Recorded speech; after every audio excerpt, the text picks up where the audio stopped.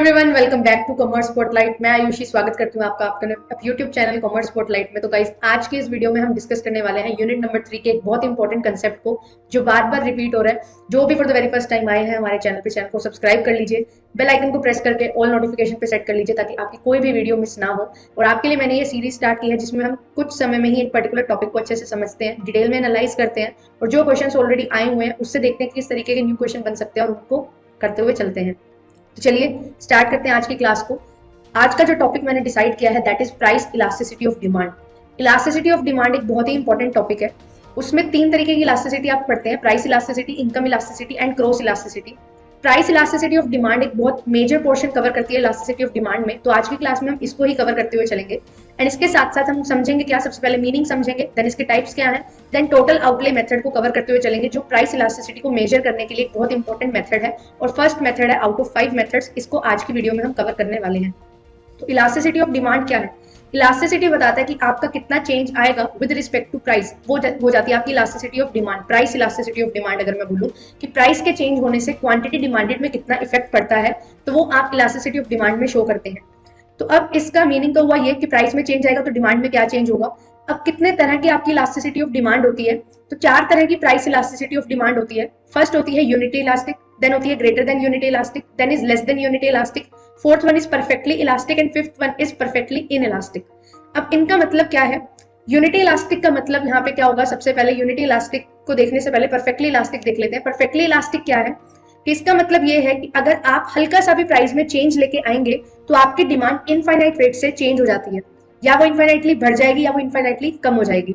तो इसका मतलब है कि जो प्राइस है, आपकी जो प्राइस इलास्टिसिटी ऑफ डिमांड है वो परफेक्टली इलास्टिक है। प्राइस में आप हल्का सा भी चेंज करेंगे तो इलास्टिसिटी ऑफ डिमांड आपकी बहुत ज्यादा चेंज होने वाली है। और इसमें क्या होता है, आपकी जो प्राइस इलास्टिसिटी ऑफ डिमांड है ये इन्फिनिटी से आप इसको मेजर करते हैं। मतलब क्या है यहाँ पे कि आपकी इलास्टिसिटी ऑफ डिमांड क्या है, इनफाइनाइट है। तो बहुत ज्यादा आपका चेंज आपको देखने को मिलता है जैसे ही प्राइस में चेंज आपका देखने को आएगा। जैसे ही प्राइस चेंज होगा तो आपकी इन्फिनिटी आपकी इलास्टिसिटी ऑफ डिमांड हो जाएगी। फिर इसके बाद आता है second, perfectly in elastic. Perfectly in elastic का मतलब क्या है कि आप प्राइस में जितना मर्जी चेंज करते रहिए, आपकी क्वांटिटी जितनी थी उतनी ही रहेगी। क्वांटिटी में कोई भी चेंज आपको देखने को नहीं मिलता है। तो यहाँ पे आपकी जो इलास्टिसिटी ऑफ डिमांड होती है वो होती है बिल्कुल जीरो। क्लियर? क्योंकि आपका यहाँ पे बिल्कुल भी चेंज आपको देखने को नहीं मिलता है क्वांटिटी डिमांडेड में। देन इसके बाद थर्ड आती है यूनिटरी इलास्टिक। यूनिटरी इलास्टिक का मतलब क्या है कि जितना चेंज आप प्राइस में करते हैं उतना ही सेम चेंज आपको क्वांटिटी डिमांडेड में देखने को मिलेगा। अगर मैं बात करूं कि मेरा प्राइस है वो 10% से बढ़ रहा है, तो आपकी जो डिमांड होगी, प्राइस 10% से बढ़ा तो आपकी क्वांटिटी डिमांडेड जो होगी वो 10% से कम हो जाएगी। प्राइस 10% से अगर कम होगा तो आपकी क्वांटिटी डिमांडेड भी 10% से ही क्या हो जाएगी, इंक्रीज हो जाएगी। This is known as unitary elastic. जब चेंज आपका बिल्कुल क्या है, सेम होता है, तो उसको हम यूनिटरी इलास्टिक बोलते हैं और इसमें हमारी जो इलास्टिसिटी ऑफ डिमांड है वो 1 के इक्वल होती है। क्लियर? अब इसके बाद फिर आता है relatively elastic demand. Relatively elastic demand का मतलब क्या है कि आपका जितना प्राइस में चेंज होगा उससे ज्यादा चेंज आपका क्वांटिटी डिमांडेड में देखने को मिलेगा। यहाँ पे आपकी जो इलास्टिसिटी ऑफ डिमांड है वो ग्रेटर देन 1 होती है और आपका जो डायग्राम बनता है वो थोड़ा फ्लैटर बनता है, मतलब थोड़ा बिखरा हुआ बनेगा। फ्लैटर मतलब क्या है, थोड़ा सा वाई एक्सिस से दूर बनेगा। जैसा कि आप देख भी सकते हैं, प्राइस में कम चेंज हुआ बट क्वांटिटी में ज्यादा चेंज हो गया। प्राइस में 10% का चेंज आया, ठीक है, चेंज इन प्राइस है 10%, बट चेंज इन क्वांटिटी आपको देखने को मिली है 20%। तो इसका मतलब क्या है कि प्राइस में जितना चेंज आया उससे ज्यादा क्वांटिटी में चेंज आया तो आपकी इलास्टिसिटी ग्रेटर देन 1 रहेगी। क्योंकि हमने फॉर्मूला पढ़ा है, इलास्टिसिटी ऑफ डिमांड का फॉर्मूला क्या है प्राइस इलास्टिसिटी के केस में, percentage change in quantity demanded divided by percentage change in price. तो प्राइस अगर 10% से बढ़ रहा है और क्वांटिटी डिमांडेड 20% से बढ़ रही है तो ये ऑब्वियस सी बात है कि इलास्टिसिटी ऑफ डिमांड क्या होगी, यहाँ पे आपकी 2 आ जाएगी और 2 क्या है, ग्रेटर देन 1 है। क्लियर? तो 2 ग्रेटर देन 1 है तो यहाँ पे आपकी elasticity of demand greater than 1 रहती है। और अगर डिमांड कर्व पूछा जाए कैसा बनता है तो याद रखेंगे फ्लैटर डिमांड कर्व आपको देखने को मिलता है और इसको रिलेटिवली इलास्टिक डिमांड हम बोलते हैं। फिर इसके बाद आता है relatively in elastic demand. In elastic का मतलब क्या है कि प्राइस में काफी ज्यादा चेंज आया बट फिर भी डिमांड में थोड़ा सा ही चेंज आया है। तो यहाँ पे चेंज इन प्राइस क्या है, काफी ज्यादा है, बट डिमांड में चेंज कम आया। जैसे कि प्राइस में चेंज आया आपके पास 15% और जिसकी वजह से आपका जो चेंज आया है क्वांटिटी डिमांडेड में वो सिर्फ 5% ही आया है। तो अब आप इसको मेजर करोगे तो 5 डिवाइडेड बाय 15 दैट इज 1/3, मतलब हमेशा ही ये क्या होती है, 1 से कम होती है। तो रिलेटिवली इन इलास्टिक डिमांड आपकी लेस देन 1 होती है और इसका जो डिमांड कर्व होता है वो थोड़ा स्टीपर बनता है, वाई एक्सिस के करीब बनता है थोड़ा। तो ये चीज आपको ध्यान रखनी है। ये डिफरेंट टाइप्स ऑफ इलास्टिसिटी है। यहाँ से ही क्वेश्चन काफी बार बन जाता है कि इलास्टिसिटी ऑफ डिमांड इनफाइनाइट किस में होगी, जब परफेक्टली इलास्टिक होगा। जीरो कब होगी, परफेक्टली इन इलास्टिक के केस में, जब आपकी क्वांटिटी डिमांडेड बिल्कुल भी चेंज नहीं होती है। फिर इलास्टिसिटी 1 कब होगी, यूनिटरी इलास्टिक के केस में, जब आपका चेंज जितना प्राइस में आएगा उतना ही क्वांटिटी में भी चेंज आएगा। देन इसके बाद इन इलास्टिक होता है जब मोर देन 1 आपकी क्या रहेगी, इन इलास्टिक है, इसका मतलब है लेस देन 1 आपकी इलास्टिसिटी रहती है 0 से 1 के बीच में। एंड इलास्टिक के केस में क्या होता है, आपकी जो यहाँ पे इलास्टिसिटी ऑफ डिमांड है वो मोर देन 1 रहेगी और इनफाइनाइट से मोर देन 1 से इनफाइनाइट तक जा सकती है, क्योंकि यहाँ पे चेंज इन क्वांटिटी डिमांडेड ज्यादा होता है as compared to change in price. तो यहाँ पे डायग्राम किस तरीके का बनेगा ये भी आप देख सकते हैं। अब यहाँ पे एक न्यू टर्म है आपको देखने को मिली होगी, रेक्टेंगुलर हाइपरबोला। ये रेक्टेंगुलर हाइपरबोला क्या होता है? अब देखिए मैंने आपको एक चीज बताई कि यूनिटरी इलास्टिक होगी जब हमारे पास इलास्टिसिटी इक्वल टू 1 होगी, तो यहाँ पे क्या होता है आपका लीनियर डिमांड कर्व भी बनता है। बट ये एक और केस यहाँ पे आता है जिसको हम रेक्टेंगुलर हाइपरबोला बोलते हैं। उसमें क्या होता है, यहाँ पे आपका जो कर्व है वो लीनियर कर्व नहीं बनेगा, ठीक है, आपका कर्व एक इस तरीके का बनेगा, बट हर पॉइंट पे जो आपकी इलास्टिसिटी ऑफ डिमांड होगी वो इक्वल टू 1 होगी। आप किसी भी पॉइंट पे इलास्टिसिटी मेजर करेंगे तो वो हमेशा 1 के इक्वल आएगी। बट यस, यहाँ पे आपका जो कर्व है वो लीनियर कर्व नहीं बनेगा। 2023 में भी एक क्वेश्चन यहाँ से बना था। तो रेक्टेंगुलर हाइपरबोला के केस में क्या होता है, आपकी इलास्टिसिटी तो 1 रहेगी, elasticity will remain constant, but slope में आपका चेंज आपको देखने को मिलेगा, क्योंकि प्राइस में कम चेंज आया, क्वांटिटी डिमांडेड में ज्यादा, ऐसा हो सकता है। बट यहाँ पे इलास्टिसिटी ऑफ डिमांड हमेशा 1 रहेगी, हर पॉइंट पे यहाँ पे कम रहती है, इसीलिए इसको रेक्टेंगुलर हाइपरबोला को हम इलास्टिसिटी ऑफ डिमांड 1 के केस में कंसीडर कर लेते हैं। बट यहाँ पे स्लोप में आपको चेंज देखने को मिलता है। लीनियर डिमांड का अगर आपका बनता है तो उसमें आपको स्लोप में चेंज देखने को नहीं मिलेगा, आपका स्लोप भी सेम रहेगा और आपकी इलास्टिसिटी ऑफ डिमांड भी सेम यहाँ पे रहती है। बट क्या elasticity of demand her point पे सेम रहेगी? तो हर पॉइंट पे सेम नहीं रहती है। बट यस, आपकी जब इलास्टिसिटी ऑफ डिमांड 1 होती है तो आपका लीनियर कर्व बनता है, क्योंकि आपका चेंज बिल्कुल सेम आ रहा है, स्लोप में चेंज होता है वो सेम होता है। इस चीज का हल्का सा डिस्टिंक्शन है यहाँ पे, इस चीज को ध्यान रखेंगे। क्लियर? चलिए अब इसके बाद मैंने एक अपना हैंड रिटन नोट्स भी मैंने अटैच कर दिए हैं, जहाँ पे आप देख सकते हो किस तरीके का यहाँ पे कर्व बनता है और किस तरीके से आपकी शेप आपको यहाँ पे देखने को मिलती है और किस तरीके से चेंज है जो आपको देखने को मिलेगा प्राइस और क्वांटिटी डिमांडेड। फिर इसके बाद बात कर लेते हैं कि मेजर कैसे कर सकते हो आप कितना इलास्टिसिटी ऑफ डिमांड हुआ, एग्जैक्टली 1 आया, 1.2, 5, 0.5, इन्फिनिटी, 0, किस तरीके से आप मेजर करोगे?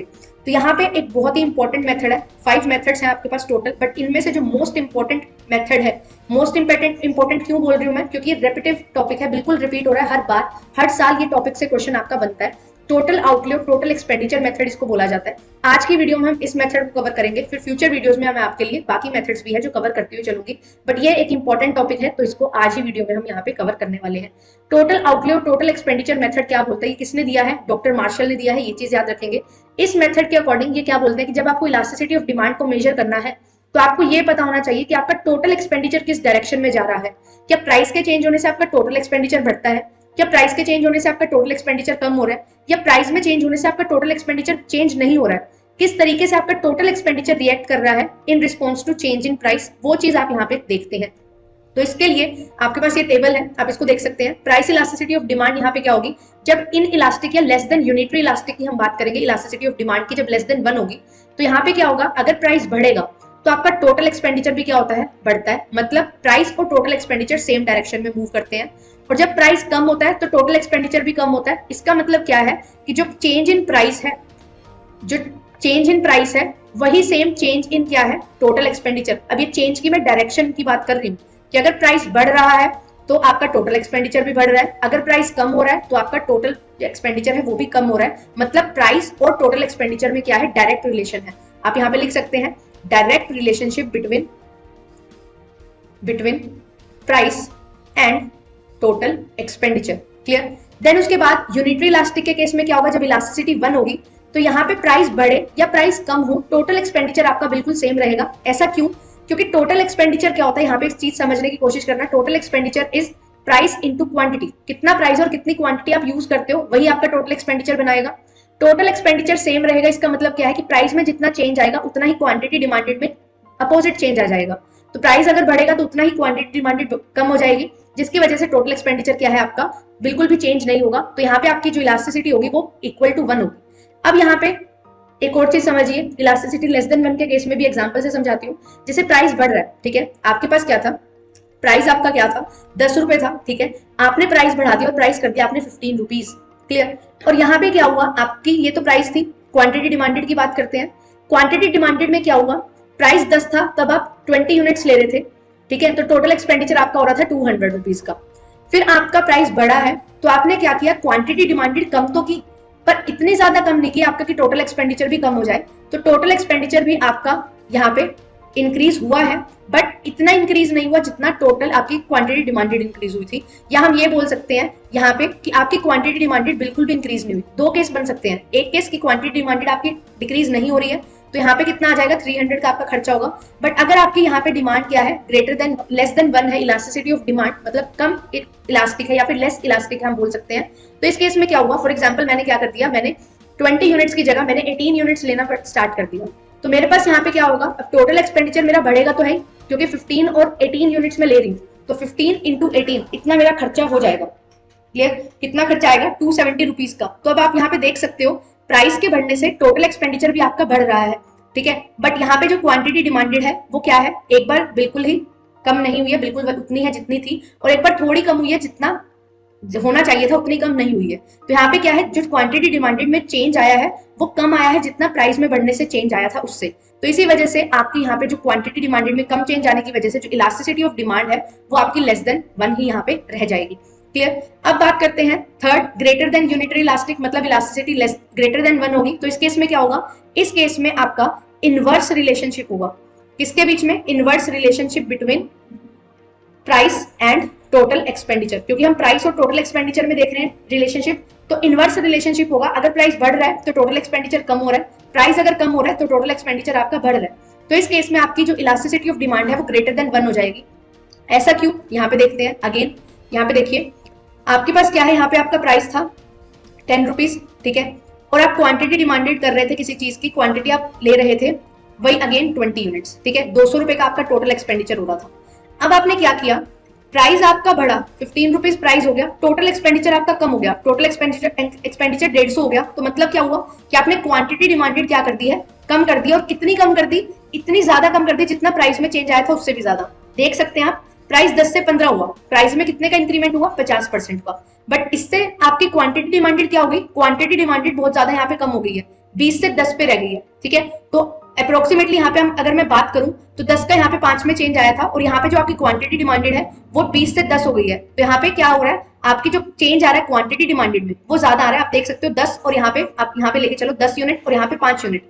तो यहाँ पे क्या हुआ, आपका जो क्वांटिटी डिमांडेड है वो ज्यादा चेंज हुआ, ज्यादा इफेक्ट हुआ। तो इलास्टिसिटी ऑफ डिमांड यहाँ पे क्या आ रहा है, मोर देन 1 आ रहा है। तो इस वजह से अब क्या होगा, यहाँ पे इलास्टिसिटी मोर देन 1 है। क्यों है ऐसा, क्योंकि आपने जब प्राइस इंक्रीज किया तो टोटल एक्सपेंडिचर आपका कम हो गया, और जब प्राइस डिक्रीज हुआ तो टोटल एक्सपेंडिचर आपका बढ़ रहा है। जैसे हम देख सकते हैं यहाँ पे क्या चीज हो सकती है कि आपका यहाँ पे प्राइस क्या होगा, 15 की जगह अब प्राइस हो गया 8 रुपए, ठीक है। तो टोटल एक्सपेंडिचर क्या होगा, अब आपका बढ़ेगा।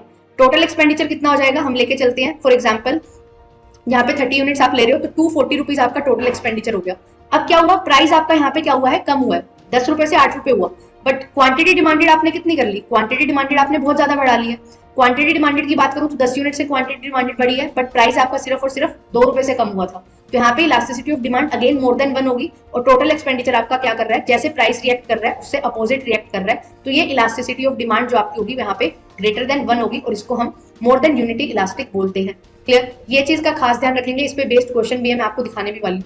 अब यहाँ पे एक एग्जांपल लिया हुआ है, उसी के अकॉर्डिंग यहाँ पे समझाया हुआ है, आप इसकी रीडिंग लगा सकते हैं और आपको ये चीज समझ आ जाएगी। जो चीज मैंने यहाँ पे एग्जांपल लेके समझाई है वही सेम चीज यहाँ पे डिफाइन कर रखी है। क्लियर। अब देखिए फर्स्ट क्वेश्चन आपके सामने है, प्रीवियस ईयर क्वेश्चन है। यहाँ पे क्या चीज बोली गई, अगर प्राइस में क्या हो रहा है, डिक्लाइन हो रहा है, टोटल रेवेन्यू बढ़ रहा है। अभी अभी हमने ये चीज सीखी थी, प्राइस क्या हो रहा है, डिक्लाइन हो रहा है, टोटल रेवेन्यू क्या हो रहा है, इंक्रीज हो रहा है। इनवर्स रिलेशन है, इनवर्स रिलेशनशिप के केस में क्या चीज होगी, यहाँ पे इनवर्स रिलेशनशिप में हमने क्या पढ़ा था कि आपका प्राइस क्या हो रहा है, कम हो रहा है, बट आपकी टोटल रेवेन्यू अगर बढ़ती है तो आपकी क्वांटिटी डिमांडेड क्या हो रही है, क्वांटिटी डिमांडेड आपकी चेंज होगी, मतलब इलास्टिक है आपकी क्वांटिटी डिमांडेड। तो ऑप्शन नंबर ए यहाँ पे क्या हो जाएगा, बिल्कुल करेक्ट आंसर यहाँ पे आ जाएगा। प्राइस में चेंज होने से टोटल रेवेन्यू बढ़ रहा है, इसका मतलब आपकी इलास्टिसिटी ऑफ डिमांड क्या है, इलास्टिक है। आपकी जो क्वांटिटी डिमांडेड है वो बढ़ रही है क्योंकि प्राइस में चेंज हो रहा है। तो अगर आप बढ़ाओगे अपनी क्वांटिटी डिमांडेड तो ही ऑब्वियसली आपकी क्या होगी, टोटल रेवेन्यू बढ़ेगा। अदरवाइज अगर आप क्वांटिटी को नहीं बढ़ाओगे तो टोटल रेवेन्यू कम हो जाएगा। क्यों, क्योंकि प्राइस कम है। क्लियर। फिर इसके बाद देखिए सेकंड क्वेश्चन आपके सामने है। सेकंड क्वेश्चन में क्या बोला गया है, जब प्राइस इंक्रीज हो जाता है किसी कमोडिटी का और फिर उससे क्या हो रहा है, आपका टोटल रेवेन्यू भी क्या हो रहा है, इंक्रीज हो रहा है। प्राइस भी इंक्रीज हुआ, टोटल रेवेन्यू भी आपका इंक्रीज हो गया।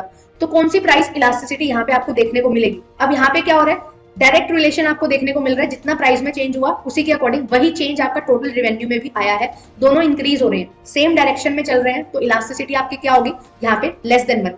ईडी क्या होगी आपकी, less than 1, less than unity. तो ऑप्शन नंबर 4 यहाँ पे आपका क्या हो जाएगा, बिल्कुल करेक्ट आंसर यहाँ पे हो जाएगा। अब यहाँ पे देखिए एक रिलेशन से ही आपका ये क्वेश्चन बन रहा है, बट मैंने आपको प्रैक्टिकली भी समझा दिया है कि आप फॉर्मूला यूज कर रहे हो, ठीक है, वो भी ठीक है, बट अगर आपको नहीं समझ आ रहा तो आप एक assumption लेके चल सकते हो, एक क्वेश्चन लेके चल सकते हो, उसके बेसिस पे भी आप यहाँ से इसको कर सकते हो। क्लियर। फिर इसके बाद यहाँ पे देखिए 2022 में ये क्वेश्चन आया था। यहाँ पे क्या चीज आपसे पूछी गई है, which one of the following relationship regarding price elasticity coefficient with change in price and change in total revenue is correct. अब हमने पढ़ा कि चेंज इन प्राइस और चेंज इन टोटल रेवेन्यू में एक रिलेशनशिप होगा। अगर आपका यहाँ पे क्या हो रहा है, चेंज इन प्राइस क्या हो रहा है, इंक्रीज हो रहा है प्राइस, ठीक है, और टोटल रेवेन्यू भी उससे क्या हो रहा है, यहाँ पे इंक्रीज हो रहा है, और चेंज इन प्राइस में क्या है, डिक्रीज हो रहा है आपका प्राइस, और आपका जो चेंज इन रेवेन्यू है वो भी डिक्रीज हो जाता है। इसका मतलब क्या हुआ कि प्राइस के चेंज होने से यहाँ पे आपकी क्वांटिटी डिमांडेड पे कोई इफेक्ट नहीं पड़ रहा होगा। तो ऐसा हो सकता है, देखते हैं इसको करके। जैसे आपका प्राइस 10 रुपए था, तो आप क्या कर रहे थे, पहले क्वांटिटी डिमांडेड आपकी कितनी थी, 5 यूनिट्स थी, ठीक है, तो टोटल एक्सपेंडिचर आपका कितना था, टोटल एक्सपेंडिचर 50 का हो रहा था। अब क्या हुआ, प्राइस बढ़ गया, प्राइस बढ़ के 15 हो गया, तो आपने क्वांटिटी डिमांडेड बिल्कुल भी चेंज नहीं की, बट यस आपका टोटल एक्सपेंडिचर बढ़ेगा, जी बिल्कुल बढ़ेगा, क्यों, क्योंकि प्राइस बढ़ा है। फिर आपका प्राइस कम हुआ, 5 हो गया, क्वांटिटी डिमांडेड आपने बिल्कुल चेंज नहीं की, तो अब भी आपका क्या है, टोटल एक्सपेंडिचर कम हो रहा है। तो प्राइस के बढ़ने से आपका टोटल एक्सपेंडिचर बढ़ा, प्राइस के कम होने से टोटल एक्सपेंडिचर कम हुआ। क्या मैंने क्वांटिटी डिमांडेड में कोई चेंज किया, क्वांटिटी डिमांडेड में कोई चेंज नहीं आया, नो चेंज है, तो मतलब इलास्टिसिटी क्या है, जीरो है, क्योंकि क्वांटिटी डिमांडेड में कोई चेंज नहीं है। फॉर्मूला क्या है, क्वांटिटी डिमांडेड में चेंज देखिए और फिर चेंज देखिए किसमें, प्राइस में। तो अब प्राइस में तो चेंज आया, बट क्वांटिटी डिमांडेड में कोई चेंज नहीं हुआ, तो जीरो हो जाएगा। तो यहाँ पे ये स्टेटमेंट तो बिल्कुल करेक्ट है।